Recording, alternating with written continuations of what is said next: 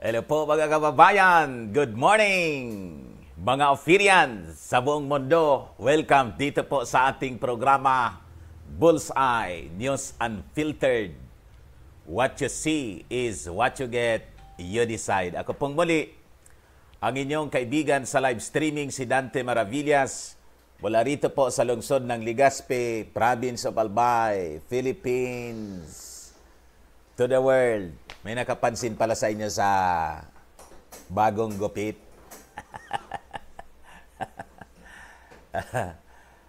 Mas maganda to, medyo clean tingnan, di ba? Ayan. So, kumusta po kayo, mga parokyano ng ating programa, ng ating live streaming dito sa Facebook. Balik po ako sa Facebook account ng aking asawa kasi mas maganda rito eh. In-experiment lang namin yung kahapon doon sa Nostradante. Lalong kumunti. Lang yan talaga. Lalong kumunti doon. Hindi umakyat yung ating number of views, mga kababayan. Although, ang dahilan po, yung difficulty ninyo sa sharing at hindi ninyo ma-play. Anyway, tuloy-tuloy lang po ang ating laban dito sa ating programa. Huwag kayong panghinaan ng loob. Di ba? So, ngayong umaga, mga kababayan, pag-usapan natin si Estela, si Virus at si Lomi kasi nag-submit na po ng sinumpaang salaysay. Yan pala, no? Ako na lang. Nakalimutan ko.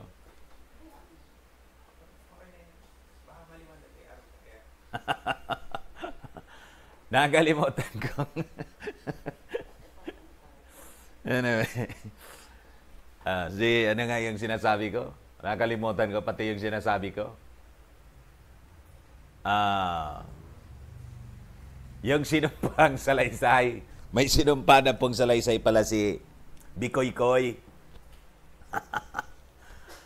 Ano kaya ang feeling ngayon, mga kababayan ni Estela, pati ni Virus, at saka si Lomi?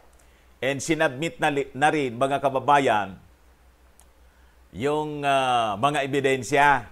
Madali lang po kasi hindi ako mapakali. Stara ko muna ha.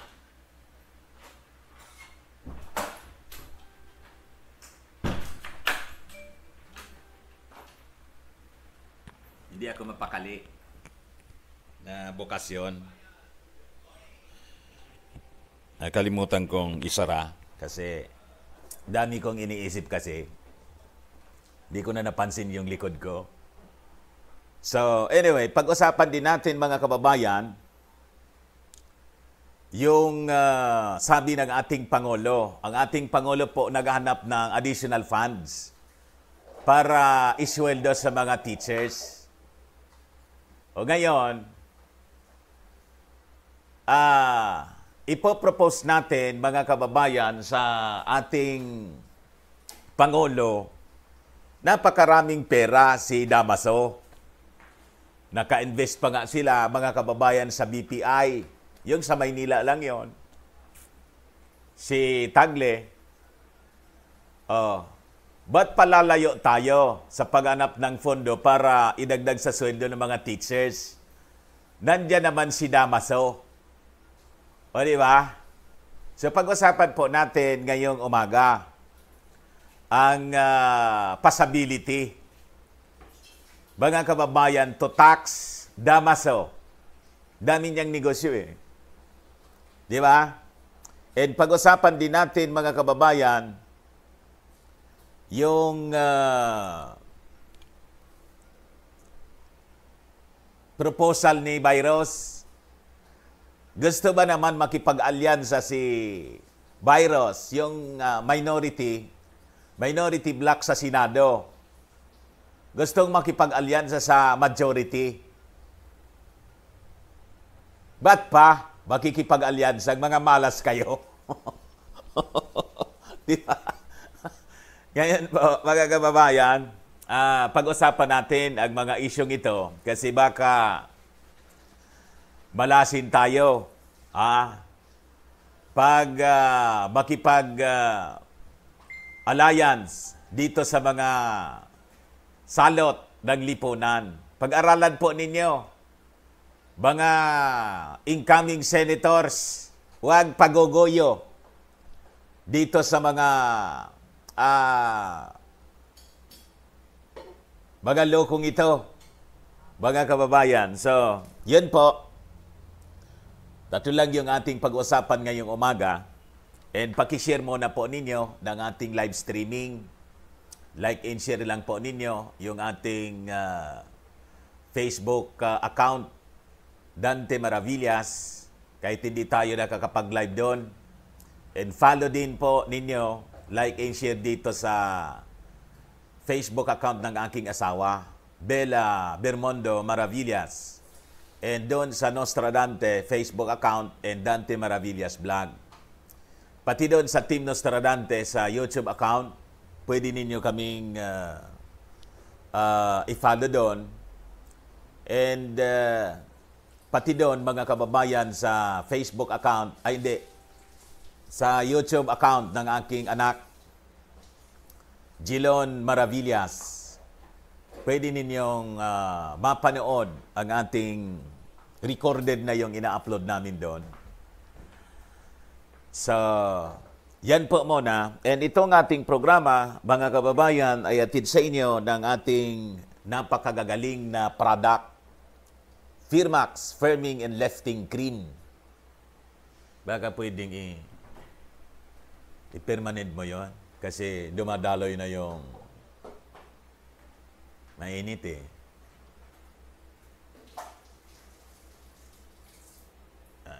Kan mo. Konti. Yan. Hindi tumatalab yung aircon, no? So, yan po, mga kababayan. At itong Automax, yan. Ito naman po yung pampaganda at pang-alis ng mga wrinkles. Yung gusto po na maging maganda ang itsura, huwag kayong gagaya nito. Sabi ko sa inyo, gagamit kayo all natural. Panood na ninyo ito po. Pakita ko po sa inyo. Hiramin muna natin kay Corina. Nay Coring, hiramin ko muna para ma-inform yung mga tao. Ito po, kung nakita na ninyo ito, I think kailangan nating umiwas doon sa mga pinakikialaman yung natural beauty po natin. Di ba? Yung pag-angad natin na maging gwapo, makontento kasi sa itsura.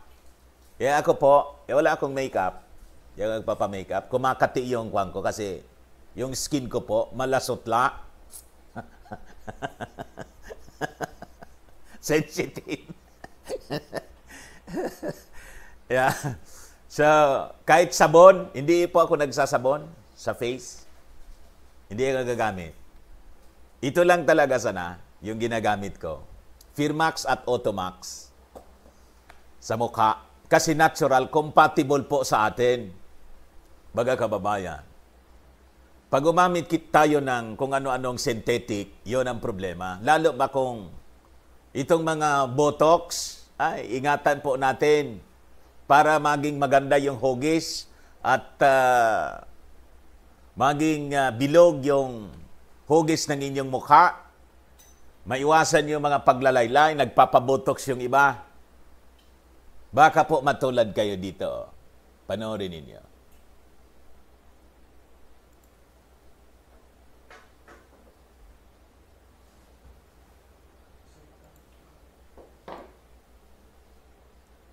Ano ba to? Dali lang po.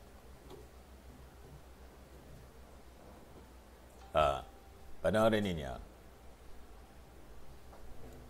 Tingnan na ninyo yung mukha niya. Kita na ninyo yung mukha.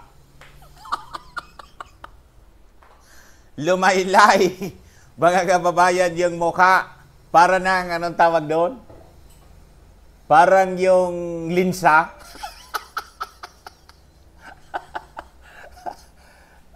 Kita ninyo? Sabi ko sa inyo, mga kababayan, makontento kasi. Ayan na, ang mukha niya ngayon. Nasira, mga kababayan. Lumobo ang mga pisngi at namaga ang buong muka. Paano ka na yan? Kung ganyan na yung mukha mo. Di ba? So, yun mga kababayan, malaking leksyon para po sa mga naghahangad. Hindi makontento sa itsura, kaya po ako, alin ang mas maganda? Yung natural? Mga kababayan, itong klase ng pagmumukhang ito. Sino sa amin ngayon ang gwapo? Di ba ang layo niya? Sabi ko po sa inyo. So, iwasan po natin yung mga ganong paghahangad. Kasi nauwi po sa disgrasya. Ngayon, iwan ko kung kaya pang ibalik yung dati niyang itsura. Di naman po kapangitan, di ba? Hindi man po nga pangit yung lalaking yon. Di ba? O ngayon, gusto niyang maging gwapo, nasira yung kanyang mukha. Gamitin po ninyo, natural lang po. Galing po ito sa natural herbs. Mga kababayan, gawa sa Malaysia, dumaan sa nanotechnology. Ang sagkap niya, mga medicinal herbs, mga kababayan, pati ito. Kaya pag ginamit po ninyo sa inyong mukha, ito yung, tingnan ninyo yung aking video. 3 years ago, and you compare my video ngayon, tanong ko sa inyo, may improvement ba o wala? So, yung mga gusto po, mga kababayan, na try na magamit nito na aming mga products all natural, magkuhan lang po kayo, mag-message kayo sa amin. Sa messenger na, dumiritso kayo sa messenger. Mamaya, i-mention din namin yung aming mga dealers all throughout the world. At itong ating programa, mga kababayan, ay hatid sa inyo ng Arkson Design. Yung magpapagawa po ng mga bahay, pati interior design, mag-chat lang po kayo sa amin. O dumiretso kayo sa Facebook account ng aking anak, Architect Chris Maravillas on Facebook, o pwede ninyong kontakin siya sa 0977-098-2884. So makikita po ninyo ang sample design ng aking anak.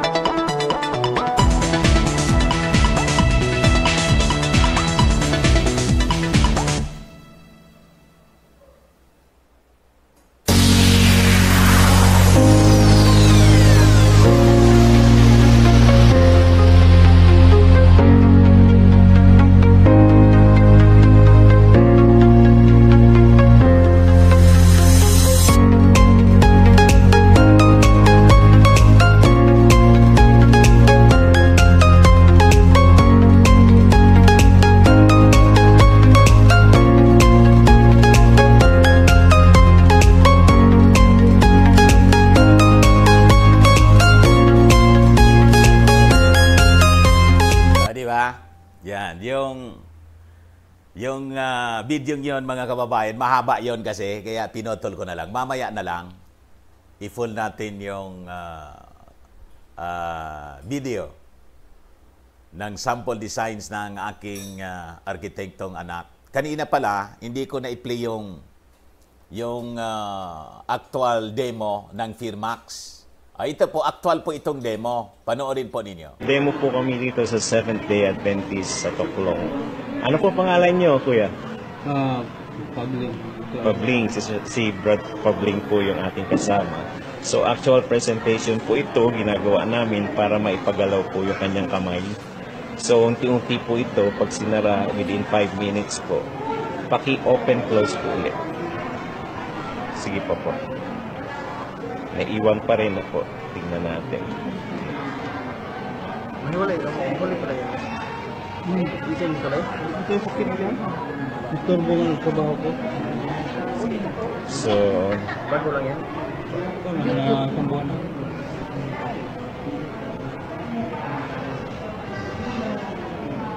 sige po. Okay.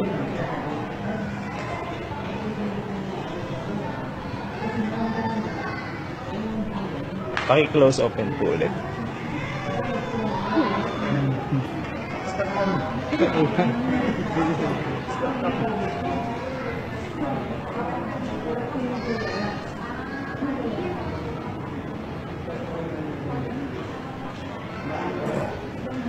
Ay, sorry po.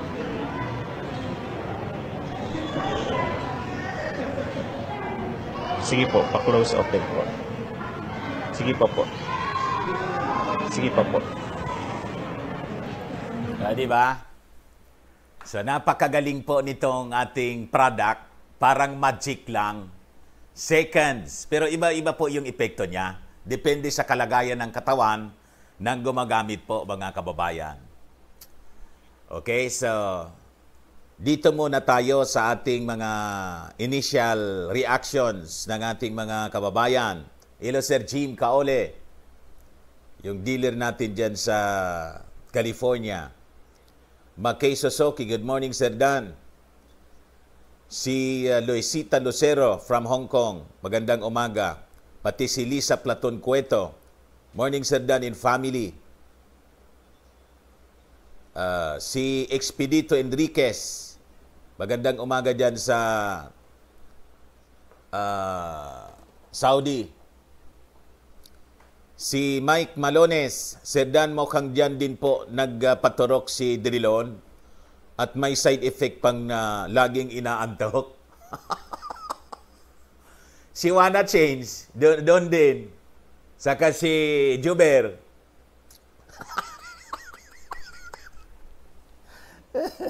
Kayo talaga.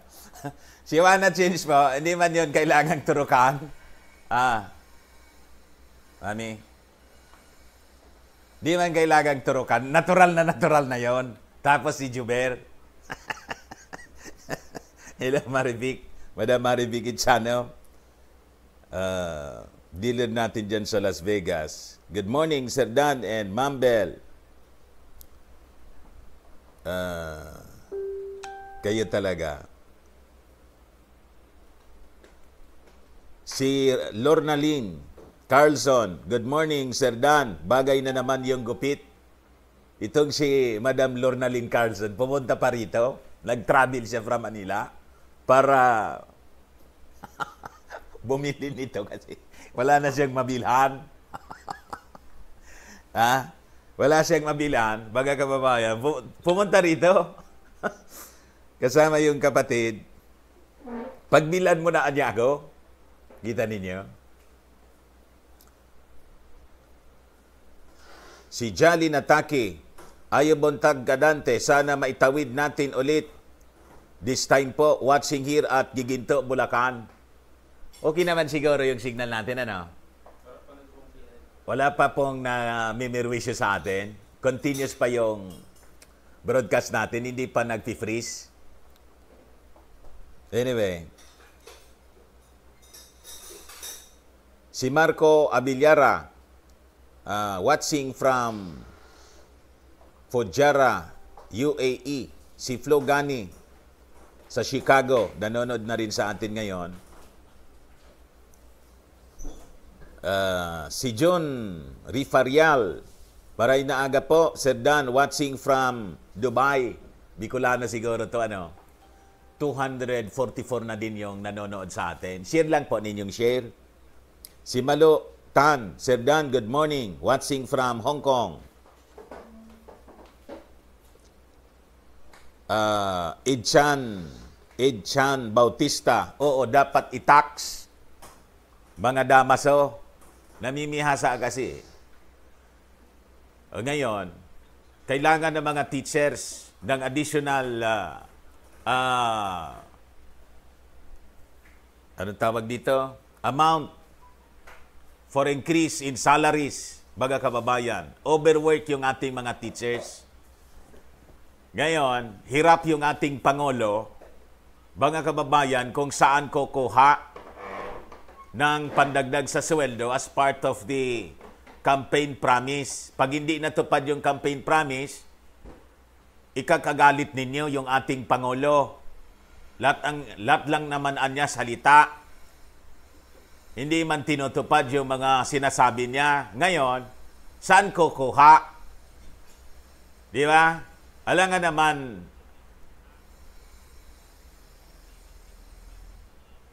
dagdagan na naman yung taxes natin. Yung mga mamamayang Filipino. Yung negosyante, mga kababayan, burdened na rin ng mga taxes. Di ba? Ang natitira na lang na nagninigosyong hindi, mga kababayan, nagbabayad ng buwis, si Damaso na lang. At yung pera ni Damaso, kinukuha dito sa atin, from your package, dinadala doon sa mayaman. Sa Italia, dinadala. Payag kayo sa ganon? Sa Roma, mga kababayan, dinadala. Ang yaman-yaman ng Rome. Tingnan ninyo.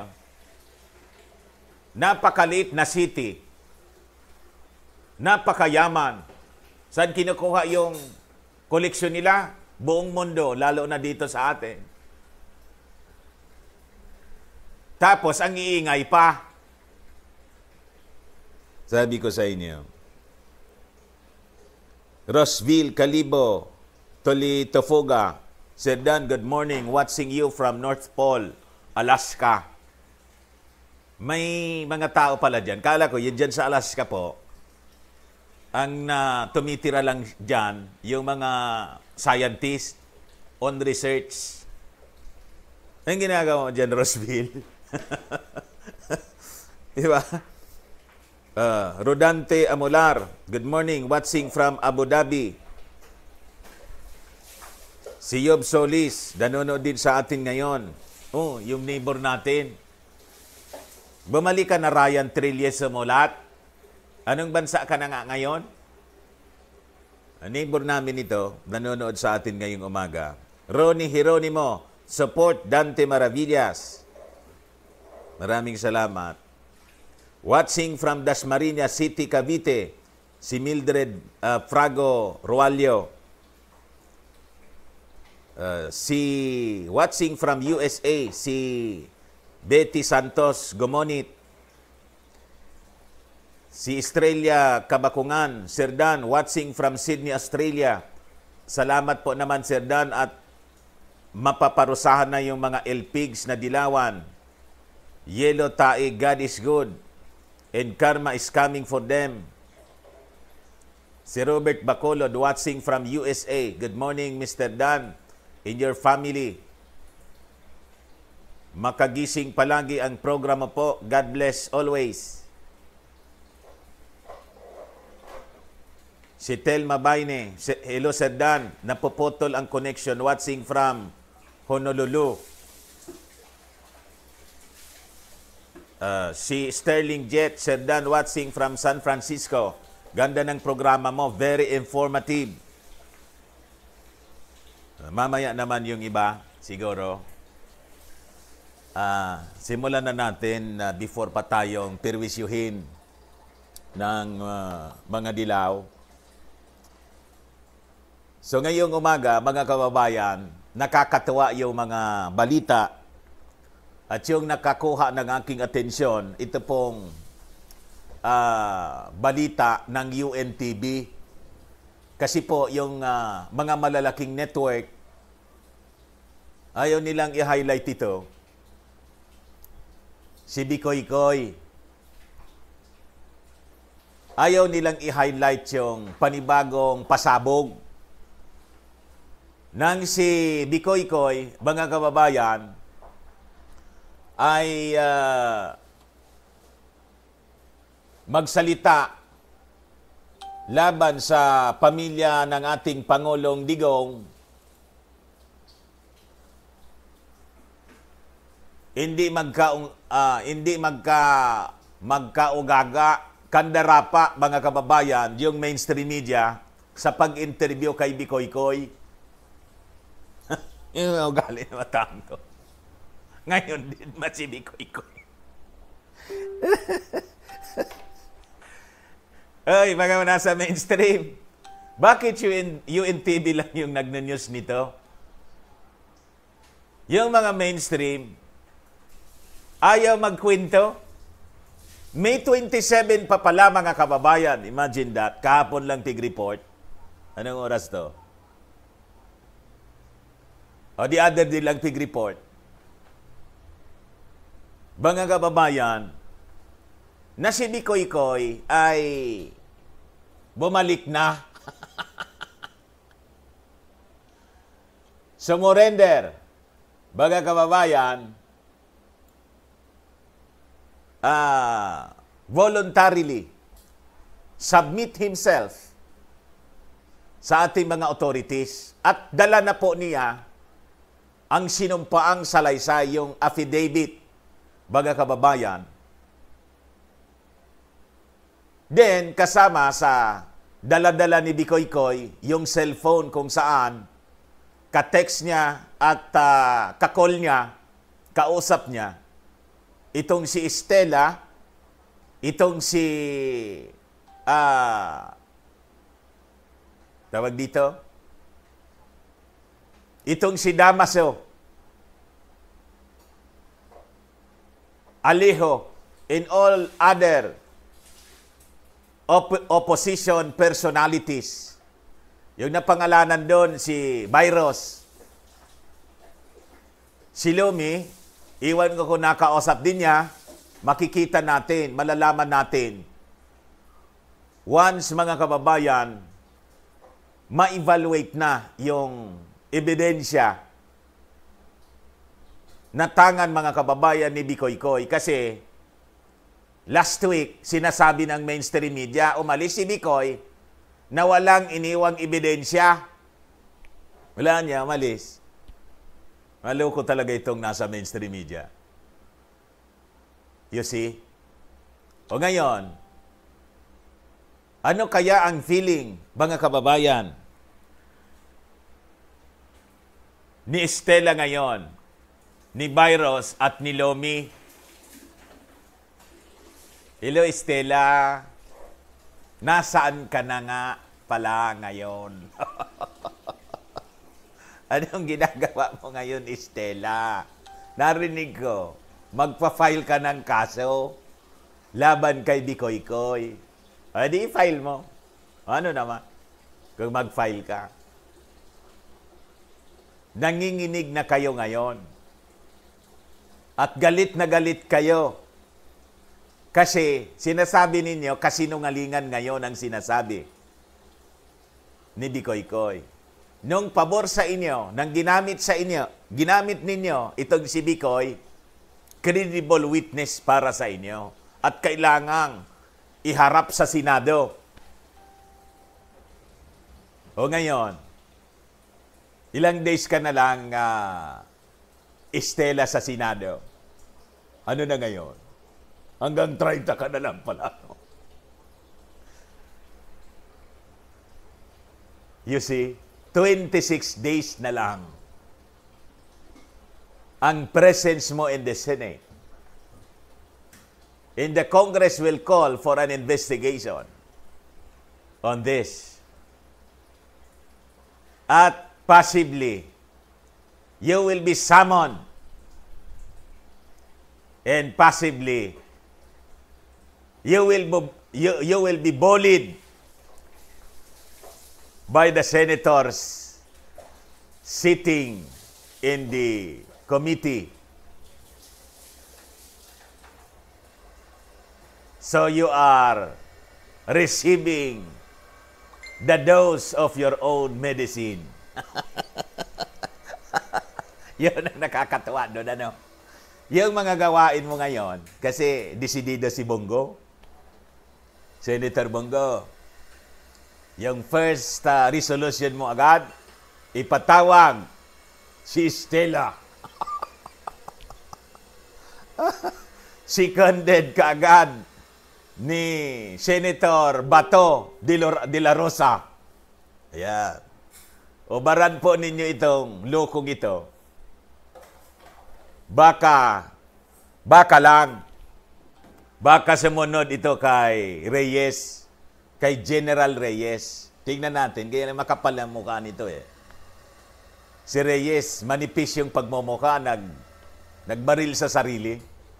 Iwan ko kung ito, magbabaril din sa kanyang sarili. Pag hindi na makayanan. Baga kababayan, panoorin po ninyo ito na balita tungkol kay Stella, courtesy ng UNTV. Baga kababayan.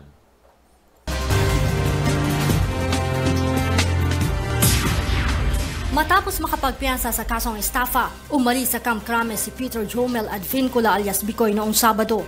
Pero bumalik ito noong Lunes at kusang nagbigay ng sinumpaang salaysay at itinuro ang umano'y nasa likod ng Ang Totoong Narcolist video serye at ang Project Sodoma na layong patalsikin si Pangulong Rodrigo Duterte sa pwesto. Kwento nito, Agosto 18 noong nakaraang taon, lumapit siya sa isang pari sa Ateneo de Manila University upang humingi ng tulong matapos magkaproblema sa isang promotion event sa Albay. Ang kasamahan nitong pari na si Albert Alejo Umano ang nagbigay sa kanya ng trabaho bilang research assistant. Kita ninyo, yan sinasabi ko sa inyo eh. Sino yung handler? The Jesuit priest, Father Alejo. Yun ang sinasabi ko kay ang mga kausap ko si Congressman Pido Garbin. Sabi ko, what's the possibility to invite in your congressional inquiry? Kasi yung Congress, ngayon nga dapat wala pang update sa akin si Congressman Pido. Yun ang sabi sa akin last week. Magpapatawag sila, mga kababayang ng inquiry, dito kay Bicoy. You see, kasi yung isang congressman nila na uupong bago, mga kababayan, representing AKB, ako Bicol, si businessman Saldico, kasama yon sa isinabit ni Bicoy. So ang handler, mga kababayan, pari. At sabi ko kay congressman, baka pwede ninyong isamang ipatawag itong mga damasong ito. Kasi, ever since, lagi silang sangkot eh. Hindi lang napapansin, mga kababayan ng tao.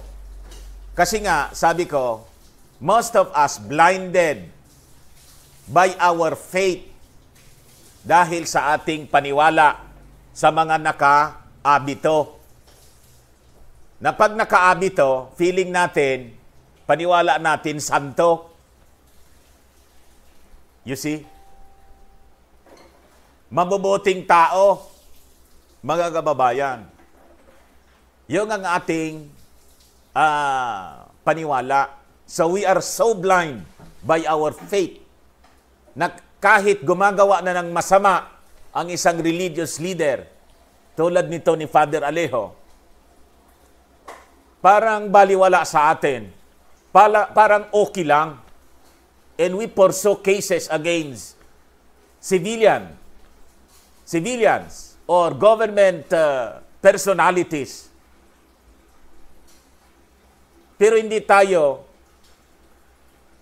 mga kababayan, bumubuo ng mga kaso laban dito sa mga nagpakadamit puti, the religious leaders. Despite of the fact, mga kababayan, na sila mismo directly involved. Tingnan ninyo dito sa balitang ito. You see? Ang handler, mga kababayan, and in fact, that was admitted by Stella sa kanyang privilege speech last week. Last week ba yon? Nag-privilege speech itong si Estela. Ano ang sabi niya?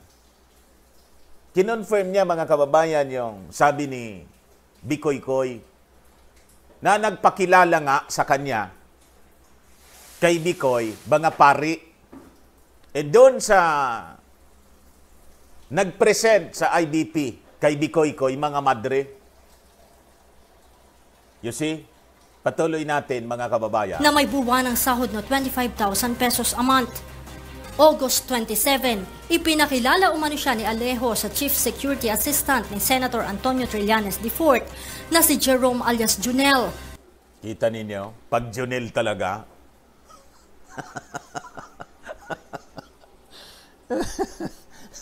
pari-parehas, ano? Yung aid man, mga kababayan ni Saba, Junel din yun.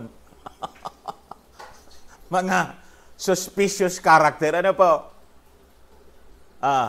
Ito naman, alias Junel. Nalaya talagang buhay natin to. Na posibleng makatulong umano sa problema niya sa pera. Makalipas ang 2 araw, nakilala umano niya si Trillanes at hiniram nito upang i-validate ang hawak niyang dokumento kaugnay kina Senator Laila de Lima at dating Pangulong Noynoy Aquino na bigay umano sa kanya ng isang staff ng Bureau of Corrections. October 11, muli umano siyang kinausap ni Junel sa view deck ng House of Theology ng Ateneo at nagulat siya dahil nabago na ang dokumentong hiniram sa kanya ni Trillanes. Kita ninyo kung saan linuluto yung mga masasamang balakin. Ateneo. Sino may-ari ng Ateneo? Jesuit priest. Sino si Alejo? Jesuit priest. Kaya yung nagsalitang presidente ng ng Ateneo, kailangan ipatawag din yon. Why in the world your school is being used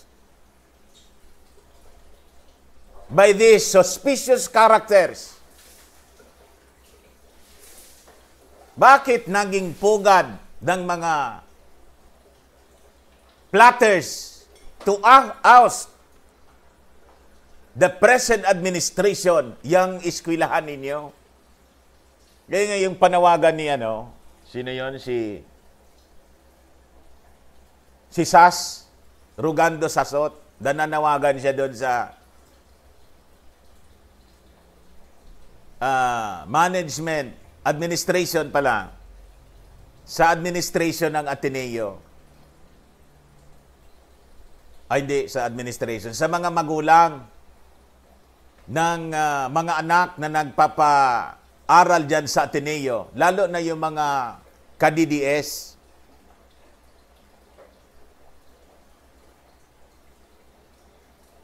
Mag-isip-isip daw kayo.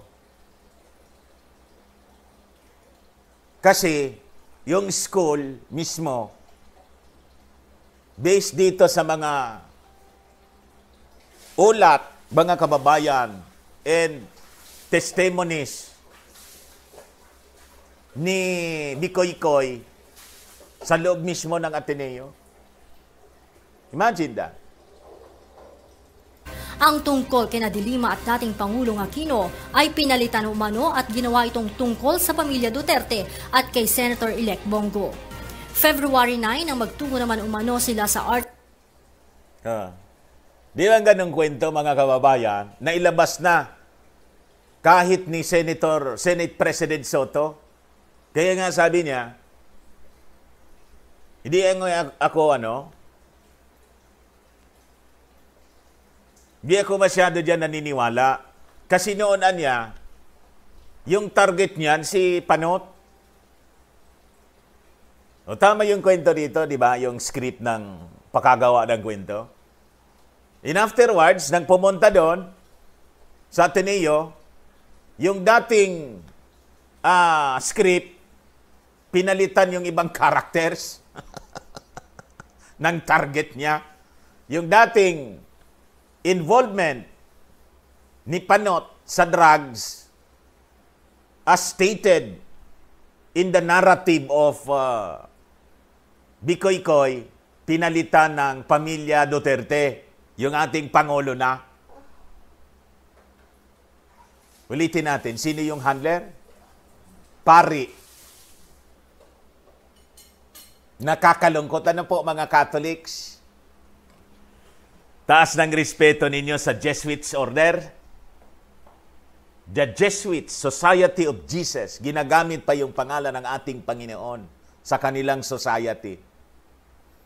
And most of us, napakataas ng respeto sa mga Jesuits, mga matatalino niya yan.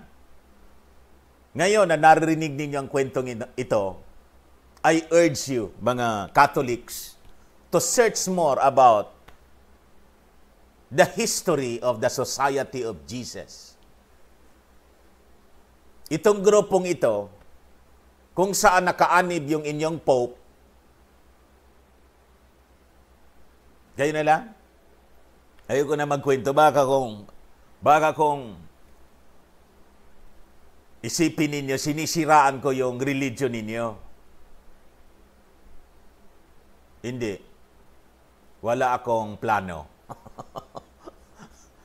Wala yon sa aking isipan. Kung may kasiraan man, mga kababayan na lumilitaw, hindi ako may gawa ng kwento. Ito nga, naririnig ninyo. Sino yung nagawa ang kwento niyan? Bakit na-involve ang Jesuit priest na si Alejo, Father Alejo? Sinong may gawa niyan? Hindi ako. Ang may gawa niyan kung bakit involved siya at nadadrag yung kanyang pangalan in the whole society, siya. Walang iba, siya. At kung bakit na-mention ko yung Pope, siya pa rin ang may dahilan niyan. Siya ang may kasalanan niyan. Bakit? Gusto pa ngang sakluluhan, mga kababayan ng Pope, yung mga officials niya dito sa ating bansa, di ba ni-report ng Abayas? Possibly the intention is to intimidate the President. Mga kababayan, sinasabi ko po sa inyo. So, kayo na lang ang mag-research about the background of the SJ Orders, Society of Jesus. Pag sinearch po ninyo, rinesearch ninyo ang kwento ng community na kinaniban ni Father Alejo, huwag na kayong magtaka kung sa pagsasaliksik ninyo, you will come across with the story of Kennedy.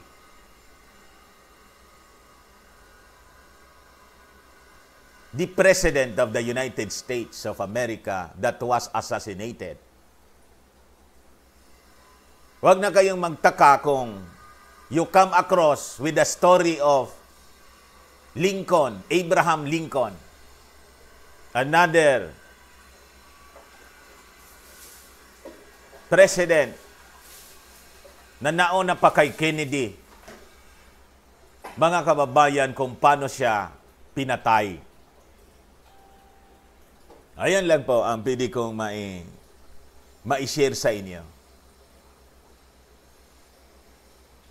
The footprints of the Society of Jesus, mga kababayan,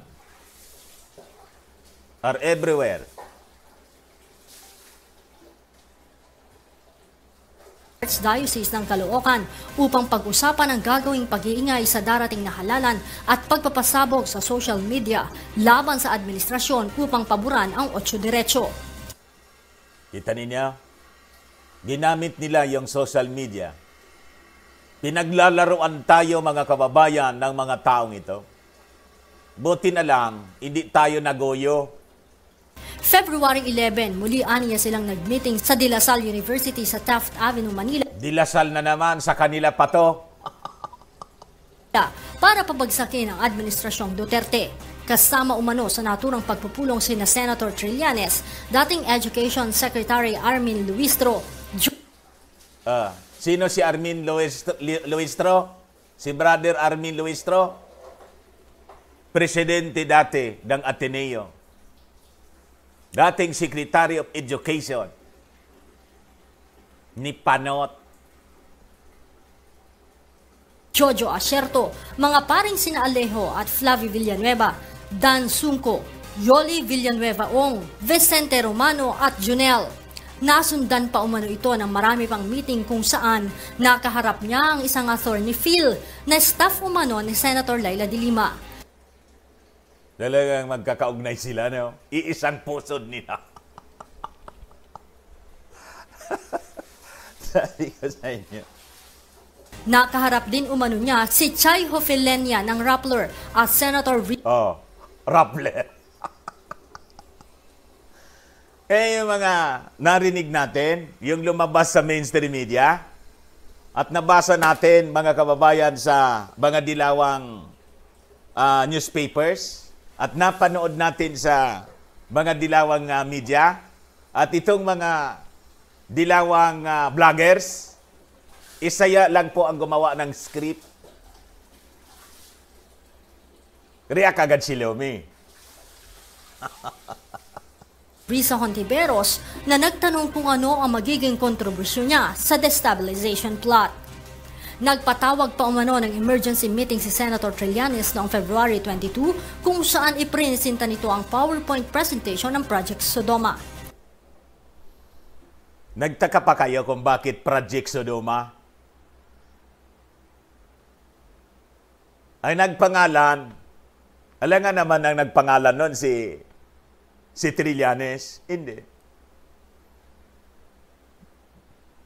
That Project Sodoma, mga kababayan, hindi malayo, brainchild mismo ng pari. Kaya nga Sodoma Sodom, the biblical name, mga kababayan. You see? Bakit Sodoma? Project ng mga bakla kasi ito Gustong isodom siguro. Yung ating Pangulo. Titulo pa lang ng kanilang project ay talagang kasumpa-sumpa na. Matindi. Utos pa umano sa kanila ni Trillanes na by all means dapat bago mag-June 30 ay tanggal na sa pwesto si Pangulong Duterte. Katapusan ng Pebrero nang mamili umano siya sa Raon, Gilmore at Green Hills na mga kakailanganin sa pagre-record ng Ang Totoong Narcolist video series gamit ang 250,000 pesos na bigay ni Father Alejo mula sa budget ng Project Sodoma. Saan galing yung budget? Sa pari. Mr. President, tax the church. Daming pera, ginagamit sa kawalangyaan.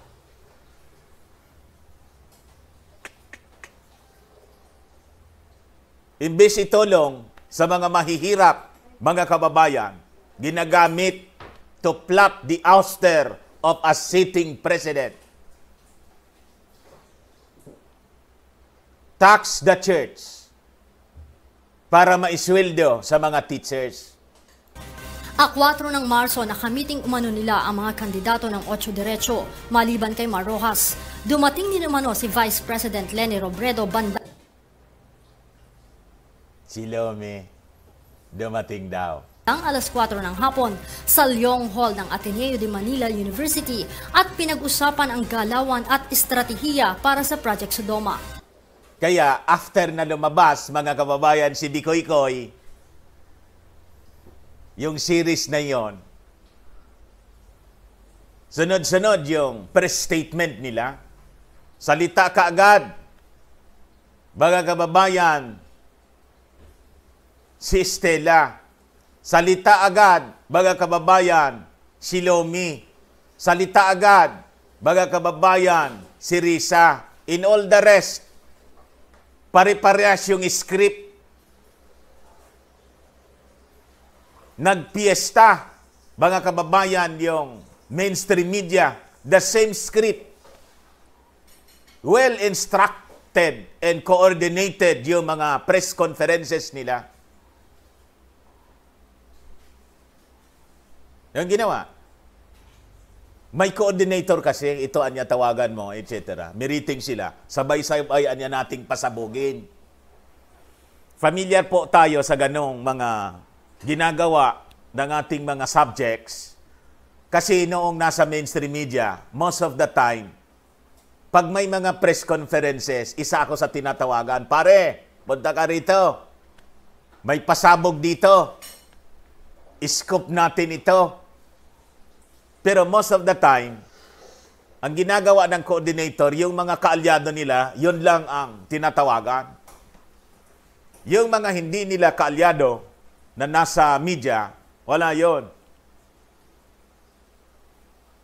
Alam ninyo, after na ginagawa yung mga press conferences, may binibigay pong mga, ayun nga yan, sobre. Allowance mo niya. Sabi ko sa inyo, ganun tayo pinagluloko nila, mga kababayan.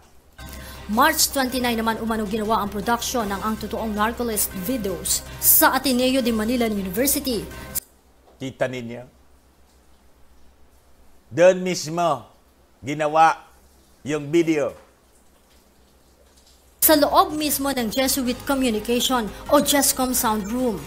Isang JM Saracho umano ang narrator, isang Boom Enriquez at Monique ang videographer, at sina Yoli Ong, Vicente Romano III at paring si Alejo ang mga scriptwriter. Sila yung scriptwriter. Yung kay Las Cañas, kay Motobato, sila din yung scriptwriter. Ang kumbinsido lang, yung kasapakat niya, mga kababayan, sa Senado, na si Dilima. Kaya nga, pag no in-interpellate pala, no? Pag in-interpellate ng hindi nila kaalyadong senador, talagang nabubulol itong si ano? Si Motobato. Nagagalit naman itong si Dilima. Kinakat niya. You see? And si Dilima noon, mga kababayan, sa case ni Las Cañas at Motobato, siya na yung nag-guide mismo kasi nabubuking yung mga kwento. Kasi pag hindi po totoo ang sinasabi mo, ang daming butas. Yun din ito. Scripted kasi. Kaya po, nakita ninyo, mga kababayan, nang humarap siya doon sa IBP, itong si Bikoy-Koy, hindi inayaan ng mga handlers nila na ma-interview ng media. Baka kasi, hindi lahat ng naroroon kaalyado nila. Baka masilipan ng butas. Kaya pinaalis agad. Sino kasama? Mga madre. Huwag na po tayong magbulag-bulagan, mga kababayan. Open your eyes. Open your minds. Dito po sa mga kwentong ito, ang involved mismo. Kaya ba, ako po sinasabi ko sa inyo, itong mga nangyayari sa atin, the mga controversy against the President, the same with the controversies, the same author and brain, mga kababayan. Sa mga nagpatalsik kay dating Presidente Marcos. Kaya baga po, sinasabi ko palagi sa inyo, huwag nating isipin si Estela ang brain dito. Ginamit lang si Estela. Ang gumawa ng script, pare. Ang ibig sabihin, sino ang brain? Pare. Sino ang handler? Pare. Sino nagsabi? Sila. Si Bikoy mismo nagsabi. Sino pa? Si Estela mismo nagsabi. Sino ka ni Estela doon sa privilege speech? Oo, niya. Nakausap ko ngayon sila. Dinala sa akin, pinakilala si Bikoy. Mga parian niya yung nagpakilala sa akin. So, tugma ay yung kwento. Sino ka? Mga kababayan mismo ni Estela. Naglaglaga na. Ngayon, ito po yung kwento. You see? April 2 aniya in-upload ang unang episode ng Ang Totoong Narcolist. April 4 ang second episode, April 7 ang third episode, April 12 ang fourth episode, at April 22 naman ang fifth episode. Maging ang paglutang umano niya sa Integrated Bar of the Philippines ay planado rin ng grupo. Dagdag ni Bicoy, mayroon pa siyang mga ebidensya gaya ng resibo ng mga pinamili niyang gamit para sa recording.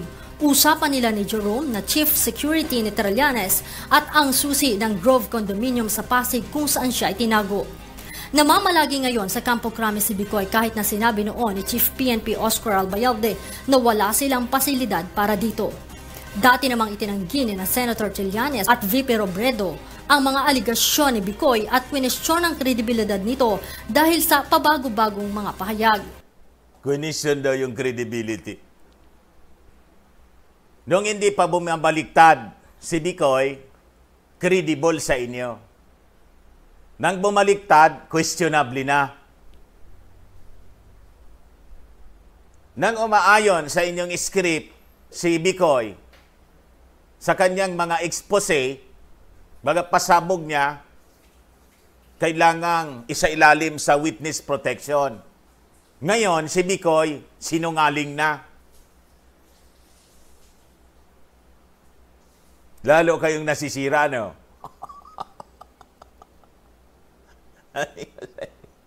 Lalo kayong lumulubog dahil sa kasinungalingan ninyo.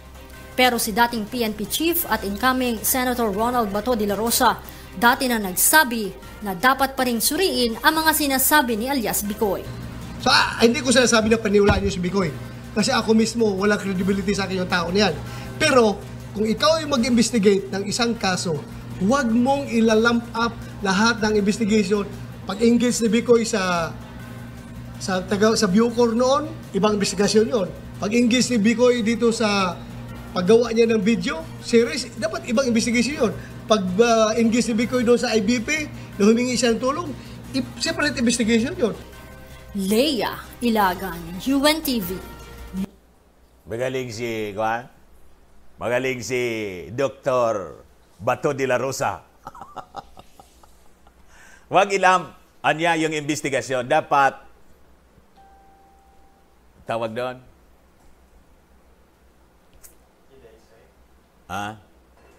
Dissected. I-dissect. Based doon sa mga specific activity or involvement ni Bicoy. Yon ang ibig sabihin, mga kababayan, ni Bato. Mabuhay si Bato. Ngayon, mga dilawan. Ngayon, Estela, nasaan ka? Nasa conference ka siguro, ano? Saan kumbento na naman kayo nagmi-meeting ngayon? Saan? Possibly, hindi na kayo uulit doon sa Ateneo at Lasal kasi booking na kayo. Pupunta kayo ngayon sa mga kumbento all throughout the country. Sabi ko sa inyo, itong mga kumbento ng mga damaso at mga madre,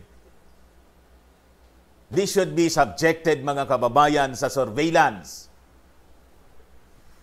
Pag may mga isyong ganito, plot against the government, kasi po, based sa ating history, ang mga plotters doon sa kanila nagtatago. Saan itinago, mga kababayan, si Coricong? Sino ang nagtago kay Coricong sa Cebu? Damaso. You see, kung paano tayo pinaglalaroan nila? Nang talsikin si dating Presidente Marcos, sino yung nag-lead sa people power nila? Cardinal Sin. Sino yung nandun sa front na nagmamarcha? Madre, may dalang kandila, rosaryo.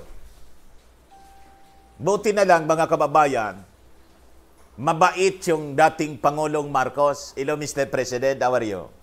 Don't worry, Mr. President. Yung mga gawain nila, sumasabog na sa kanilang mga pagbumuka.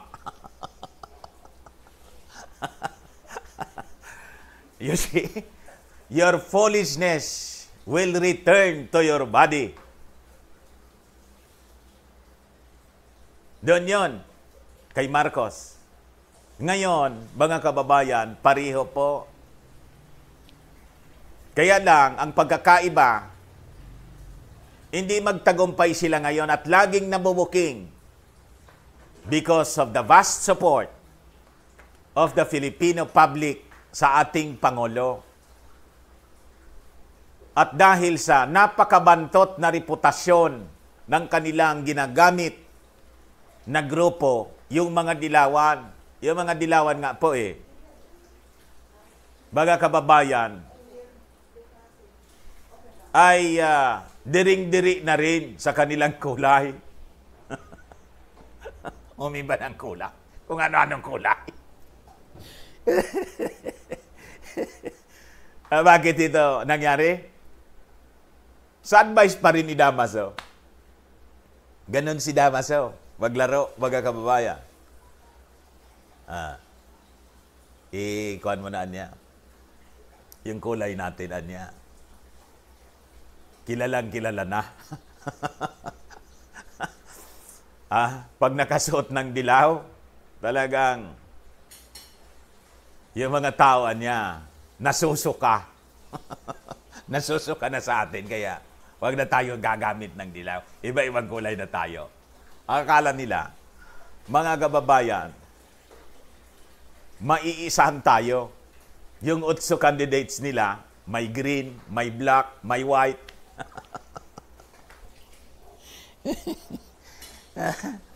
Kaya po, nagpa-survey, mga kababayan yung Social Bad Weather Station, lumabas na bumote. Lumabas mga kababayan na dumami yung happy na mga Filipino. Sabi ko doon, dumami yung happy kasi yung mga very sad, nandun na sa loob ng inidoro.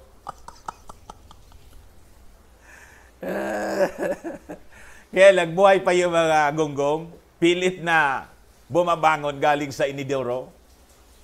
Ilang yung mga taong to. So, we appeal to the Senate. Give priority on this investigation, mga kababayan. To Senator Bongo, ito siguro muna prioritize natin, bigyan ng priority. Bakit? Para yung mga istorbo, mga kababayan, sa pag-unlad ng ating bansa, napakaganda na yung mga gains na nakuha ng ating bansa, mga kababayan. Patuloy na yung pag-unlad ng ating bansa dahil sa leadership style ng ating Pangulo, na very sincere siya sa kanyang mga ginagawa para yung reforma ay makamit ng bawat isa po sa atin, ma-improve ang buhay ng mga Filipino.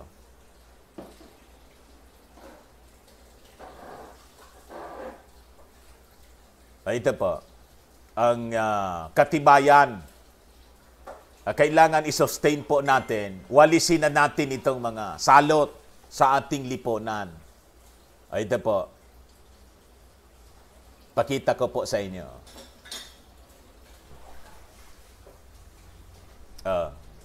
Ano sabi dyan? PSE, Philippine Stock Exchange, mga kababayan, source to 8,000 level on net foreign buying. Kita ninyo? Hindi po ekonomista yung ating Pangulo. Yung ating bansa, tumaas sa ranking, mga kababayan,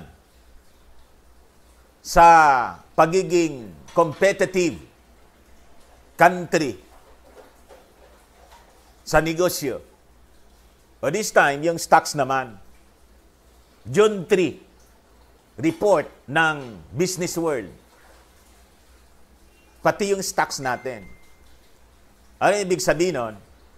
Tumaas yung confidence, mga kababayan ng ating mga businessmen.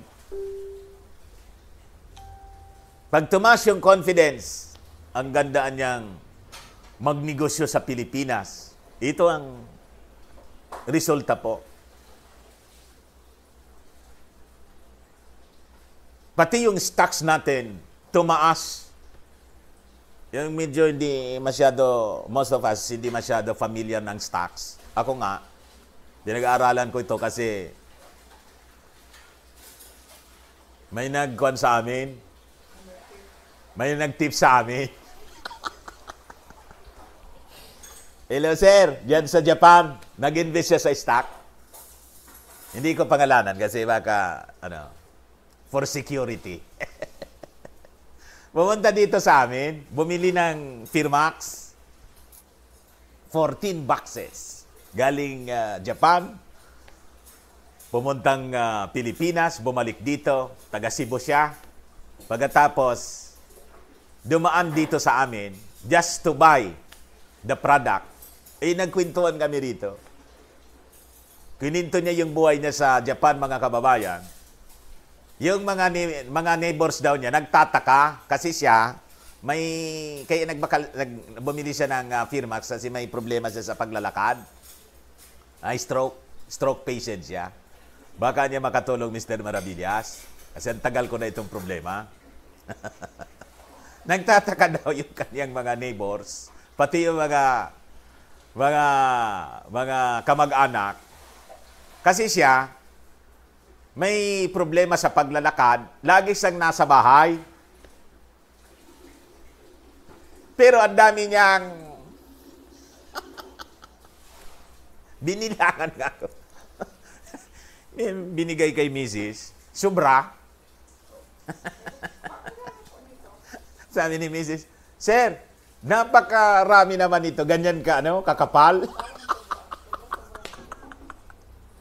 Para niyang sobra-sobra naman ito sa diamond na binabayaran ninyo sa amin.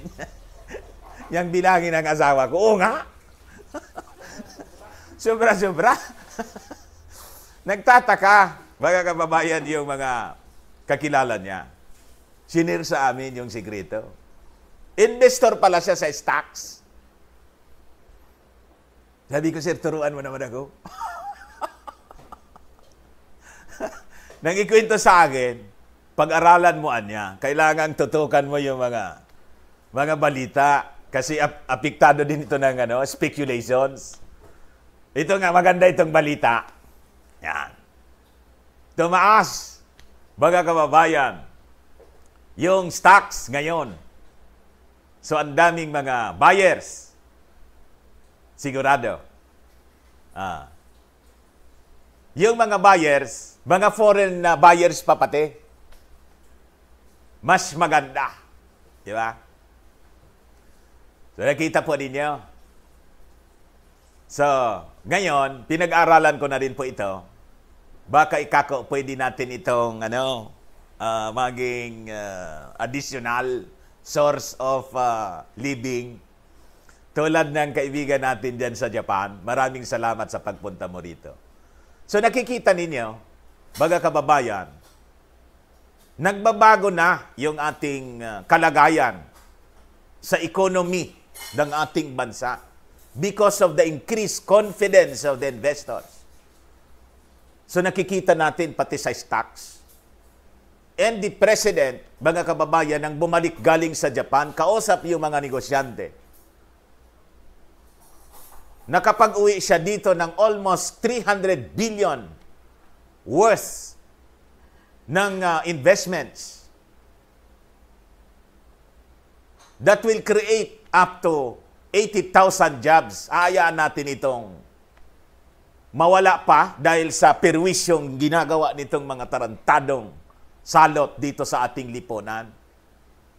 Kaya nga tayo'y nananawagan kay Bato at kay Bongo. Senator Bato at Bongo, unahin na po ninyo ito para itong mga masasamang elemento ng ating society ay malinis natin. Kaya kahapon, yung ating panawagan sa ating Pangulo, sabi natin, Mr. President, kailan ninyo din ikakarga sa barko itong mga basurang dilawan? Diba? That is the only way, mga kababayan, para tayo makabuelo. Yung investors' confidence, apektado yon ng mga political bickerings. Apektado po yon. Kasi, kung ikaw negosyante, investor ka, galing ka sa Amerika, galing sa Japan, kung anong bansa, ba't ka magninegosyo sa bansa ng Pilipinas na alam mong maraming problema, na alam mo, unstable yung leadership, na paglagak mo ng million dollars of investment, hindi ka nakakasiguro na pagdating ng oras, mababawi mo yung investment kasi nagkakagulo na. Gagawin mo ba yon kung multi-billionaire ka na gusto mo mag-invest dito sa Pilipinas sana? Ang guguluan niya. So, you will feel unsafe. Dadalin mo na lang sa ibang bansa. Punta na lang sa Malaysia niya. Bote doon, walang politika. Doon na lang niya tayo sa, sa Singapore. O hindi, dito na lang sa Vietnam. Maganda na yung Vietnam ngayon. Doon sila magtatayo ng mga pabrika. Hindi na dito sa atin. So, yung demand, mga kababayan, for additional taxes na dapat koleksyonin natin kasi taon-taon, yung budget ng ating bansa dapat dagdagan. Bakit? Taon-taon, kailangang magpagawa ka ng mga panibagong school buildings. 10,000 school buildings nga daw ang dapat pinapagawa taon-taon because of the increasing population of students enrolling in public school. Saan ka kukuha nun kung walang additional revenues? Kasi yung mga investors umaalis sa ating bansa. Yung mga investors na magbabayad ng taxes, creating wealth para sa ating mga mamamayan. Paano na yon? You see? Kaya importante po, mga kababayan, may political stability. At itong mga dilawan, ito po ang gumagawa ng instability to the political climate that affects businesses dito sa ating bansa. Kailangang putulin natin sila. Huwag kayong naniniwala sa mga pinagsasabi nila. Worse, itong mga kalaban ng ating gobyerno, ang nag-instigate sa kanila, ang nanggagatong, ang nanggagamit, si Damaso. So, comes now, our next topic. Punta tayo kay Damaso. Ngayon, I think it will be justified. Yamang hindi po kayo tumitigil sa pakikialam sa ating pamahalaan, I think it is but right for the government to tax the church. Ay, magagalit kayo.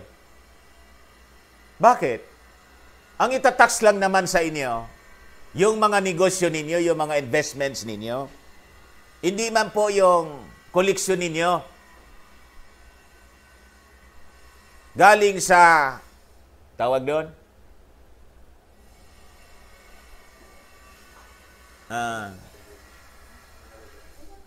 Anong tawag nga ino? Nakalimutan ko, yung limos. Kuya? Galing sa limos. Abuloy kasi sa patay yun eh. Anong tawag doon sa church natin? Tithes. Tithing. At yung tithing, mga kababayan, ay tawag dito 3 times ginagawa ni Damaso. Imagine that. In the Christian churches, mga kababayan, hindi yung church itong Roman Catholic Church. Pag sinabi kong Christian churches, it is different from the Roman Catholic Church. Sa mga Christian churches, mga kababayan, most of the time, yung collection po ng tithes, linggo lang ginagawa nila, tsaka Wednesday. At isahan lang po ginagawa nila. Sa bawat church activity, halimbawa ngayon, may tawag doon,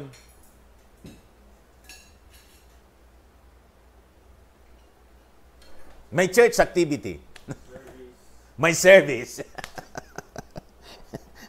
Para niyang alataan niyang di ka na nag-church. Sa bawat church service, yan ang tawag pala doon. Isang collection lang. Pero si Damaso, 3 lagi. Di ba? And it is accepted, baga kababayan, by the people.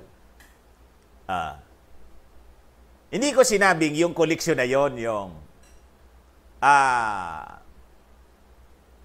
buwisan. Hindi ko sinabi yon.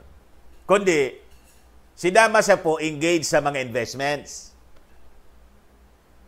Saan? Sa mining. Saan pa? Mga kababayan? Sa banks. Saan pa? Ang dami po ng mga investments nila. Pati nga yung tawag dito, mga ipinagawa ng church, printing, pati radio stations, they're soliciting advertisements, operating schools, at napakamamahal pa yung mga tuition fees, baga kababayan. Yun ang ibig kong sabihin, that should be taxed by the government so that this administration could raise the needed amount para sa increase in salaries of our teachers. Kasi right now, sabi ng mga teachers, yung sweldoan niya namin na 20,000 because of inflation, hindi na enough. Tama naman po. Yung kahit 23,000, kahit nga yung 30,000, hindi na enough to support the needs of our teachers. Sana man kukuha yung ating pamalaan additional taxes para sa mga mamamayang Pilipino. Aalma naman yung ating mga mamamayan. Saan yung may pinakang maganda na maging source ng additional revenues? Ito na po, Mr. President.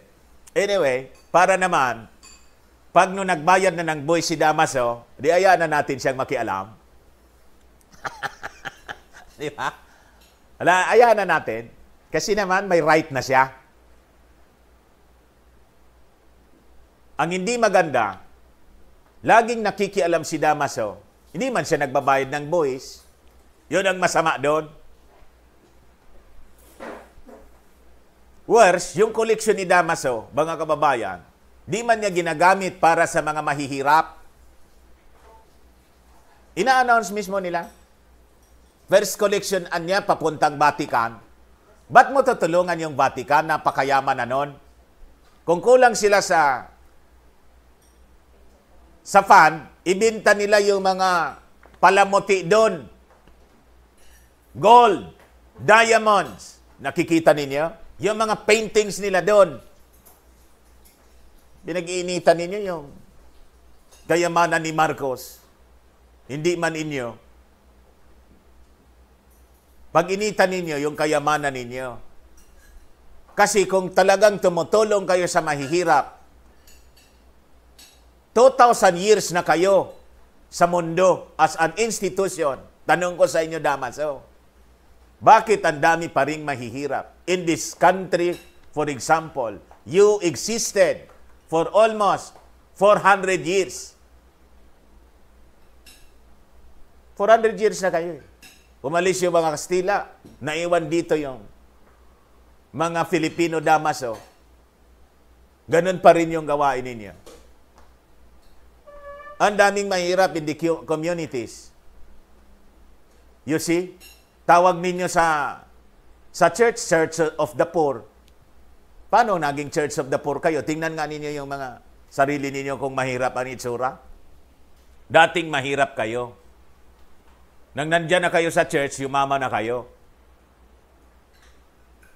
May mahirap na nakatira sa palasyo. Tawag nga ninyo sa palasyo ninyo, Bishop's Palace. Tama, mali? May titirhan ba yung bishop na, bahay kubo?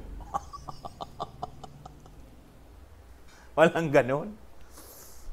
Ang tawag sa tirahan ng obispo, Bishop's Palace. Hindi man lang Bishop's Bungalow or Bishop's Condo. Palace. Pag sinabi mong palace, malaki. Malaking bahay. Napakalawak ng compound. Palace nga eh. Tama? Tama. Tingnan ninyo ang lalawak ng compound ninyo. You see? Tapos ang tawag sa inyo, Church of the Poor. Kayo yung nagtawag ng Church of the Poor. Paano naging Church of the Poor kayo? Tapos yung mga binibigay na mga members ninyo rito, hinahakot ninyo pa Vatican. Ang yaman-yaman ng Vatican. Tama? Mayaman, mahirap yung Vatican. Alam ba ninyo, mga kababayan, yung pinakamayaman sa mundo na institusyon? Sila? Worse, yung pera, part of the money na kanilang nakokoleksyon dito sa Pilipinas, ginagamit ni Father Alejo para ibigay kay Bicoy. Yan sabi doon eh. Siniswildoan si Bicoy para siraan yung ating Pangulo. Di ba nakakaalibad-bad yun? Nakakainis na gawain, mga kababayan, ng isang taga-simbahan. So wag ninyong isipin po, mga Catholics na nanonood sa atin ngayon, sinisiraan ko ang church. Never. Ang kwentong ito, hindi ko kwento. Ang kwentong ito, makikita ninyo sa paligid. I am just verbalizing the facts that you can see around. Biniverbalize ko lang. Ngayon, tanong, may mali sa sinabi ko? Nang sabihin kong ang church mayaman, hindi man mahirap, tama, mali. Nang sabihin ko, ang mga bishops nakatira sa palasyo, tama, mali. Tawag nga niya, Bishop's Palace. They own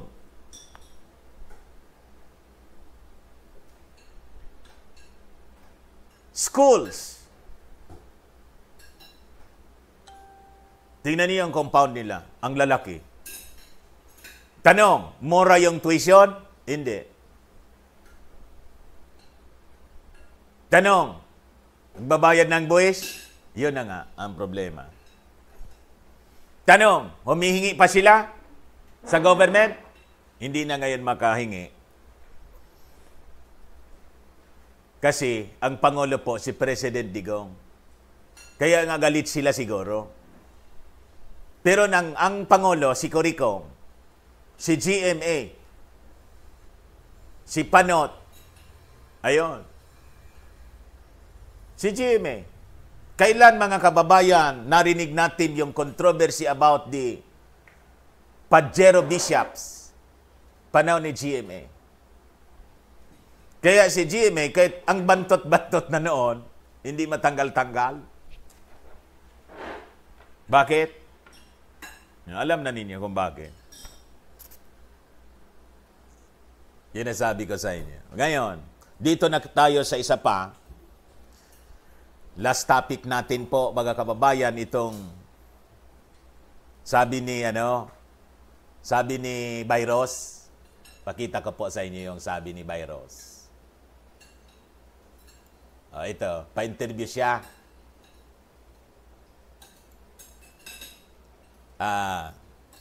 Gustong makipag-alyansa, mga kababayan, sa Senate majority. At kami sa oposisyon, sanay kami sa mga mahihirap na laban. And we are willing and able to fight the long game. So we will continue to seek issue-based alliances sa mga colleagues namin sa majority. Issue-based alliances daw. Gustong makipag-alyansa sa majority based on issue daw. Itong mensahe ko sa iyo, Bayros. Ba't makikipag-alyansa sa inyo yung majority? Bakit? May puwersa pa kayo? Do you have your influence? Do you have your number? You don't have the number. 4 na lang nga kayo, yung isa nakakulong pa. Anong rason makikipag-alyansa sa inyo? Lahat ng mga proposals ninyo, kung ayaw ng majority, hindi mangyayari. Ano pang rason? Kaya tayo nananawagan sa majority in the Senate, huwag kayong pauuto dito. Manggagamit lang sila para yung kanilang agenda mailusot. Wag na. Kaya nga sila hindi na ibinoto. Yung mga kaalyado nila lahat ng sa inidoro. Kasi ayaw nga sa kanilang agenda ang mga mamamayang Pilipino. O ngayon, nasa sa inyo yan, dyan sa Senado, the majority. Kung makikipag-alyado po kayo, yung kamalasan na tumama doon sa mga nandun nagsisisyon sa inidoro, baka po mamana ninyo. Gusto ninyo niya? Sige.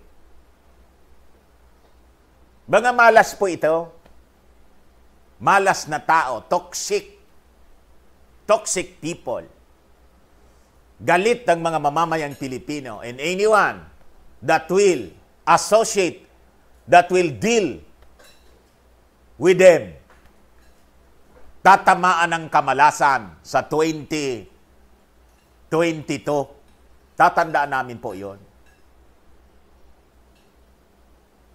And in fact, ngayon pa lang, binabantayan na natin yung mga hindi natin na-achieve in the last election, we will try to achieve in the next election. Tingnan natin kung mag-associate pa kayo dito sa mga malas na to.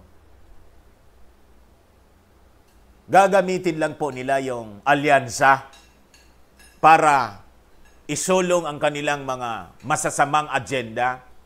Ito pong mga ilpigs na to, wala man itong magandang agenda. They're like the liberals of America, of Europe. Lahat ng mga kabalbalan sa mundo, Yun ang sinusulong po nila. Yun ang totoo niya. You see? You are not in the position to demand or to dictate, Risa. Wala ka sa posisyon para makapagdikta. Si Kwan nga nag-aaway-away ngayon doon sa Senado. Pati si Pacman, nasupla, mga kababayan, ni Villar, ni Senator Sencha Villar. Ano niya yan? Ay, hindi, ayoko niya. Gustong papirmahan po yung resolusyon, mga kababayan, para isupport yung status ko sa leadership sa Senado na yung Senate President, mga kababayan, si Soto pa rin. Huwag nyo niyang idamay kami dyan. Tapos, pati si Pimentel sinupla, hindi naman niya sila nakikiusap sa akin. They're dictating on us. Kita ninyo? Actually, nangyayari ito dahil po, mga kababayan, thereafter the important committees and importante yung leadership change.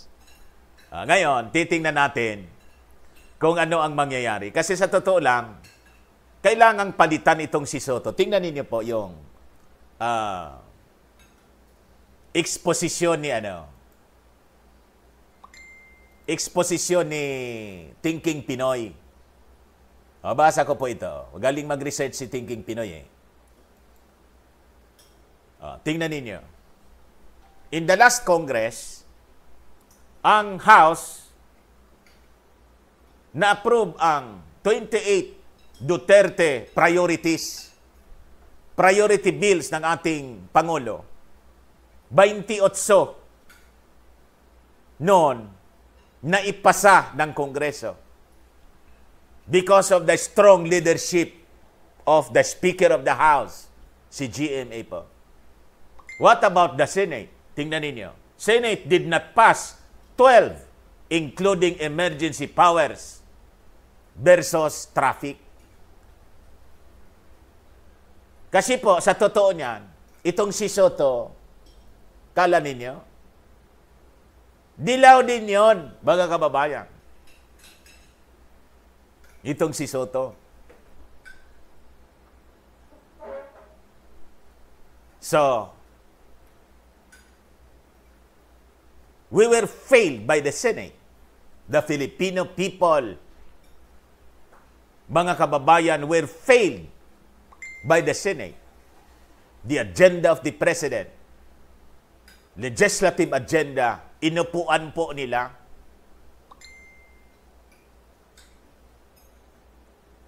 Kita ninyo? So anong rason na hindi magpalit ng leadership dyan sa Senado? Now that the majority of the allies of the President won the election, it's time, mga kababayan, na magpalit ng liderato. And the important committees ay dapat maibigay dito sa mga kaalyado ng ating Pangulo para mapabilis po yung implementasyon ng mga projects na kailangan ng ating mga mamamayan. Kita ninyo? Kaya huwag nating pakikinggan yung mga sinasabi nila na dapat we have to respect the tradition. Anong tradition ninyo dyan sa Senado?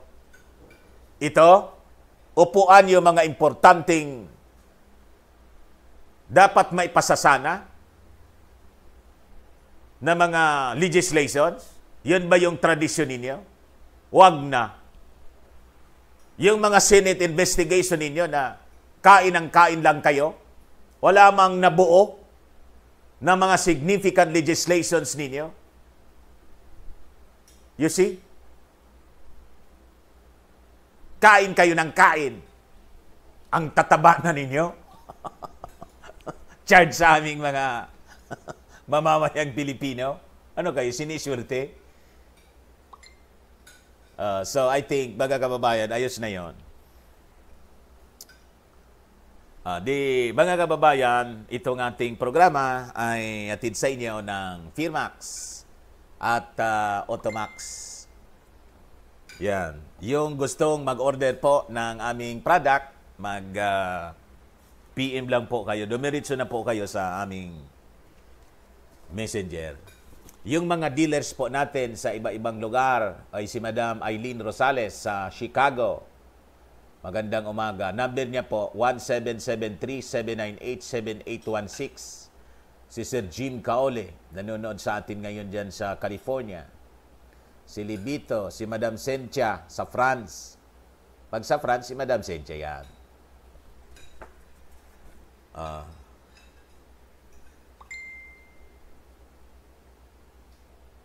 Ay, si Madam Norma Fernandez sa Illinois. Nanonood din ito sa atin most of the time. Si Madam Elizabeth Levy dyan sa California po, Los Angeles. Magandang umaga po sa inyo, Madam.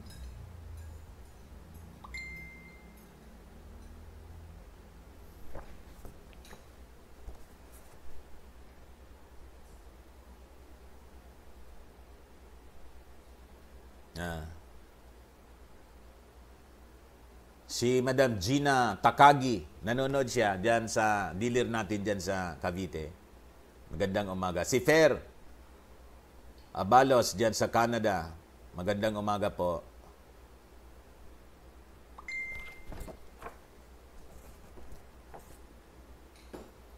Si Madam Marivic, magandang umaga.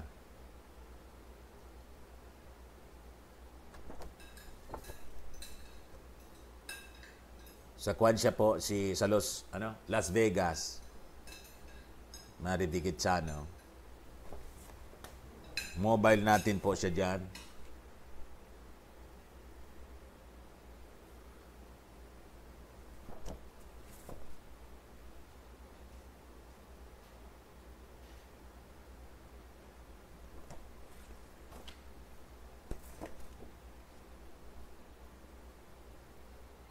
Siya po pala, si Sir Eduardo. Yan, dyan sa Japan. Siya yung nagkwan sa atin. Nagkwento. Ay, si Madam Rosalina Isu dyan sa Arizona. Magandang umaga po. Maganda pala yung stocks. Pinag-aaralan pa namin. Kasi mahirap po pumasok sa isang ganitong negosyo kahit sa anong bagay. Di ba? Pag hindi ka familiar, talagang pagsisisihan mo. So, importanteng pag-aralan po natin. At yung magpapagawa po ng house design, pagawa po kayo sa aking anak na arkitekto. Panoorin po ninyo yung full video.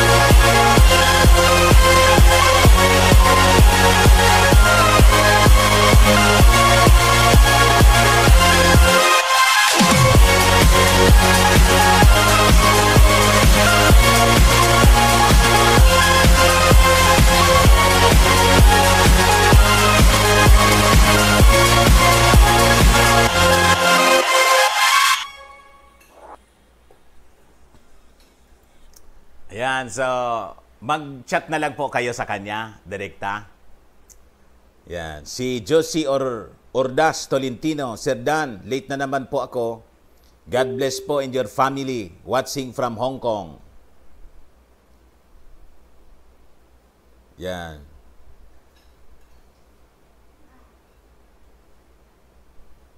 Si Arnold T. Go Sir Dan, dumadami na po ang mga tao sa main COMELEC office sa Intramuros, Manila. May rally dyan? Buti naman. Tanggalin na yang Smart Magic. Vince Bautista, good morning, idol. Abot ko na ang live kasi tapos na yung Ramadan. Maaga ng magising. God bless po. Ika po sa Tagalog. Ayun, nakalimutan ko. Ika po pala yun. Tights. Felicitas Malilin. God bless, Sir Dan. Kaya pinagpapala ka dahil malaking bagay yung pag-share sa Word of God. Junior Galapon, Sir Dan, pinuputol ang video mo. And then, ipi-play ko na naman. Talagang, ganun talaga po. Kaya nga, 196 na lang yung nanonood sa atin. Telma San Jose, meron mga pari kapag nagpapamisa po sa patay, bukod sa bayad sa church, naniningil pa din ng 1,000 para sa pari after ng mass. Pag may pista nga po, kahit dito sa amin, may subring umiikot, hindi na makapag-intay doon. Sabi ko sa inyo. Sir Dan, good morning, watching from Abu Dhabi.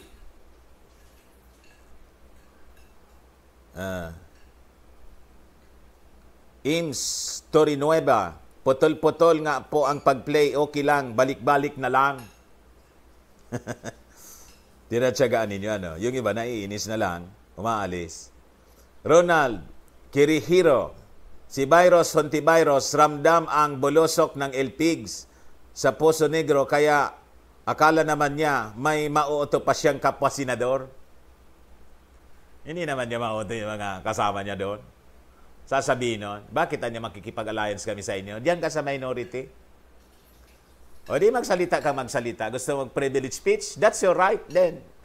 Mag-privilege speech ka tulad ni Trillanes, habang nagsasalita, naglalakad-lakad yung mga senador. Di ba nakikinig? Ganun lang. Pag motion, disapprove.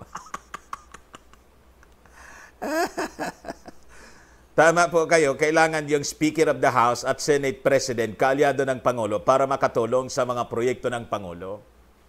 Kasi useless po. Huwag tayong naniniwala sa sinasabi nila na we need an independent Senate. Ano mangyayari kung iba man ang agenda ng Senado sa agenda ng Pangulo? Bumoto pa tayo ng Pangulo. Tapos, yung Pangulong binoto mo, dahil sa agenda niya, na nagustuhan mo, kukontrain lang ng Independent Senate. Ibabasura nila.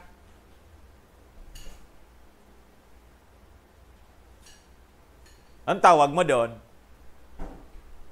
di ba katangahan yon? Ba't ka pipili ng isang Pangulo pagkatapos yung agenda niya, binoto mo, tapos, pipili ka naman ng mga senador kalaban ng Pangulo. Na alam mo, na kailangan yung legislation to support the agenda of the President, disapprove sa Senate, walang nangyari. Di ba kabubuan yon?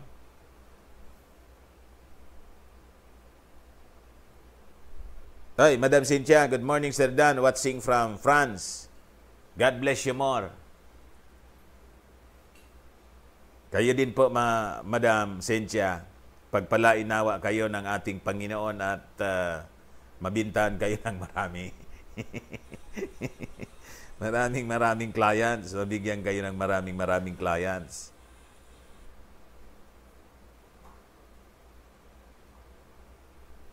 Si Brad Ray Rosin, brother, magandang umaga at sa kababayan nating Ophirians. Edson Bautista, imbes na ibigay sa mga mahirap, mga walang hiyang pare at madre, binigay kay Bicoy.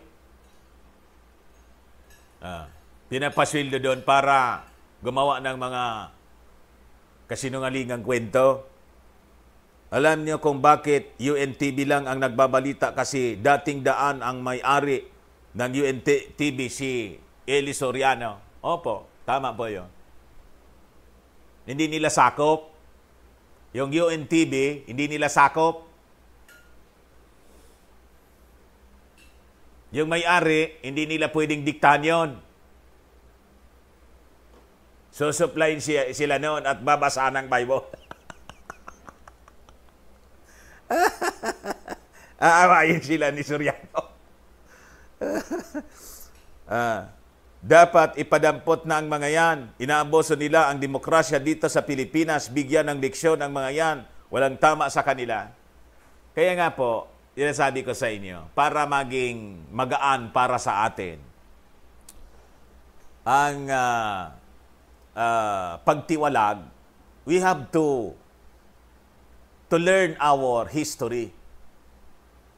Pag natutunan natin ang totoong kwento ng ating bansa, that this land is not the Philippines. This land is the land of Ophir, and we have our rich history and culture. Yun ang magiging simula na tayo'y mawawala sa kontrol ni Damaso. We have to educate the people. For as long as tayo naniniwala sa mga sinasabi ni Damaso, we are slave of Damaso. Yun po ang totoo niyan. Ngayon, para makawala tayo sa pang-aalipin ni Damaso, sa manipulation ni Damaso, kailangan alam mo muna, sino ka? Sino ba tayo? You search the history, the true history. Hindi yung history na isinulat ni Damaso. Kasi yung history na sinulat ni Damaso just serve the interest nila. Kaya nga, kontra ng kontra si Damaso sa agenda ni President Digong. Lalo na po sa federalismo, ayaw niya. Bakit? Mawawala kasi yung control nila sa entire country.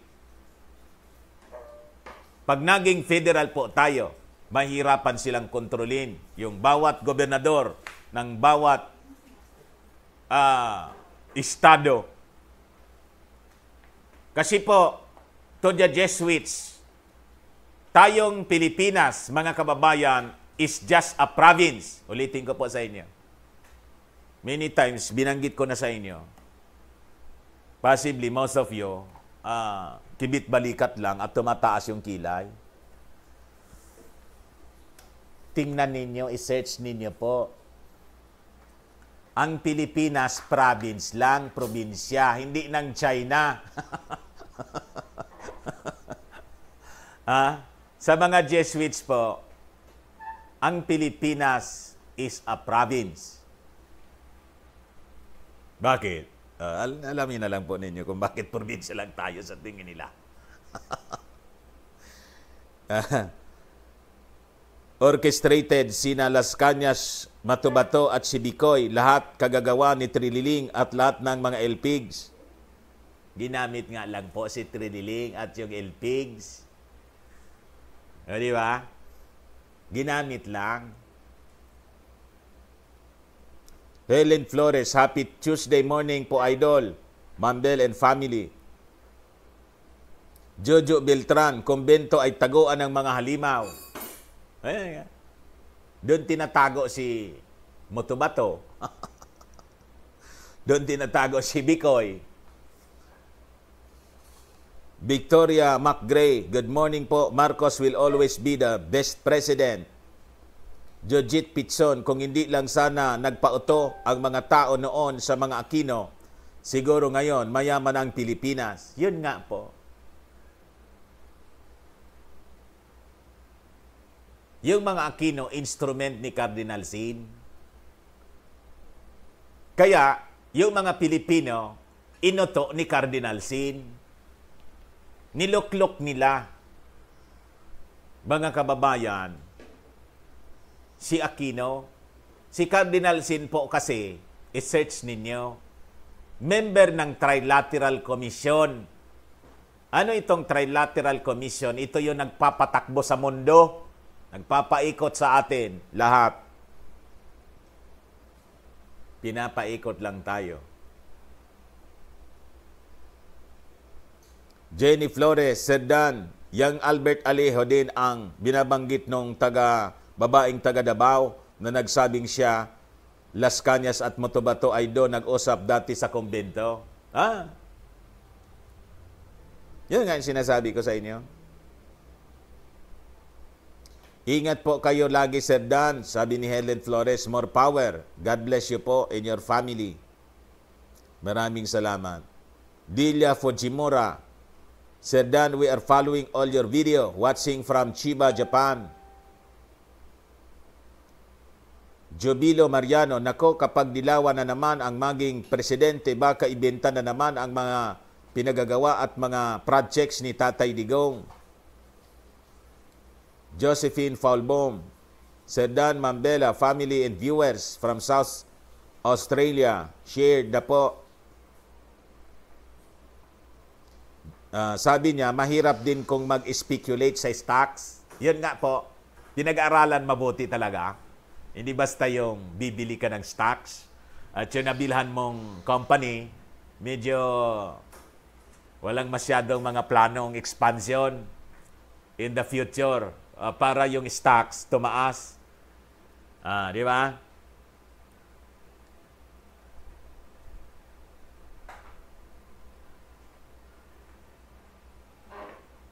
Hindi ko man yan naintindihan lagi.